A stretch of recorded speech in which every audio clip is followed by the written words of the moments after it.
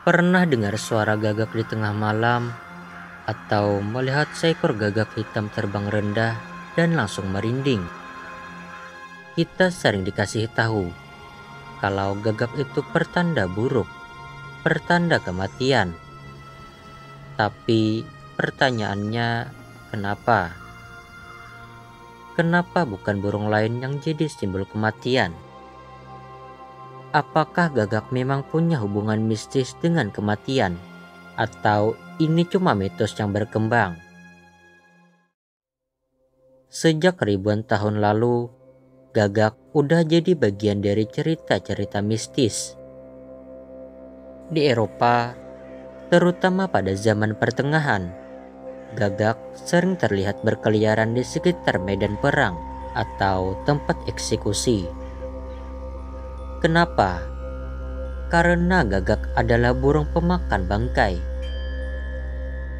Mereka tertarik pada sisa-sisa mayat manusia atau hewan. Itulah kenapa setiap ada kematian, gagak biasanya ada di sekitar situ.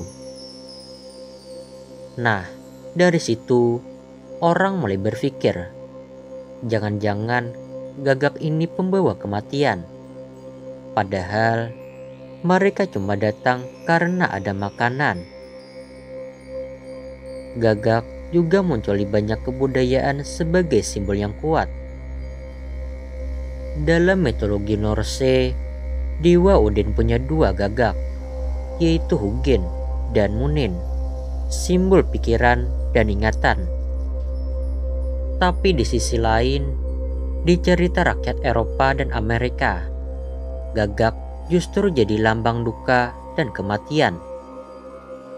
Di Jepang, gagak kadang dianggap sebagai roh leluhur.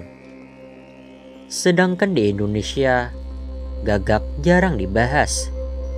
Tapi kepercayaan soal burung hitam pembawa firasat juga sempat beredar.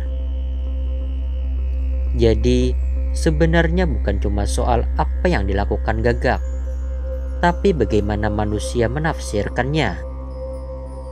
Oke, sekarang mari kita bicara fakta. Gagak termasuk dalam keluarga burung Corvidae, satu kelompok dengan burung gagak kecil, magpie, dan jay. Mereka terkenal karena kecerdasannya.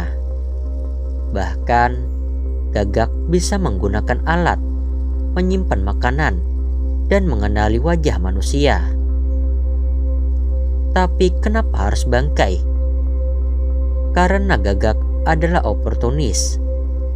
Mereka enggak pilih-pilih makanan, yang penting bisa dimakan. Kehadiran mereka di tempat kematian bukan karena mereka tahu ada yang akan mati, tapi karena mereka pintar mendeteksi bau busuk dan pergerakan predator. Lucunya, di zaman modern, gagak justru makin dekat dengan manusia. Di beberapa kota besar di Jepang dan Eropa, populasi gagak melonjak. Mereka belajar cara membuka tempat sampah, mencuri makanan, bahkan menekan tombol lampu pejalan kaki. Tapi tetap, karena warnanya hitam pekat, matanya tajam, dan suaranya serak, kesan seram itu masih melekat. Padahal mereka cuma burung cerdas yang kebetulan tampilannya kelihatan dark. Tahukah kamu, di beberapa kasus, gagak bahkan bisa balas budi ke manusia yang memberi mereka makan. Ada cerita nyata di mana seorang anak kecil sering memberi makan gagak, dan sebagai gantinya, gagak itu sering membawa hadiah kecil kayak baut, manik-manik, bahkan uang logam. Jadi, pertanda kematian, atau justru makhluk pintar yang bisa diajak damai. Gagak memang selalu jadi simbol yang kuat. Tapi saat kita lihat lebih dekat, kita bisa belajar satu hal penting.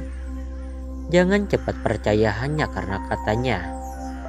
Kadang makhluk yang kelihatannya menyeramkan justru punya cerita yang paling menarik. Jadi, lain kali kamu lihat gagak terbang rendah atau hinggap di pohon, jangan buru-buru takut. Bisa jadi dia hanya sedang mengamati.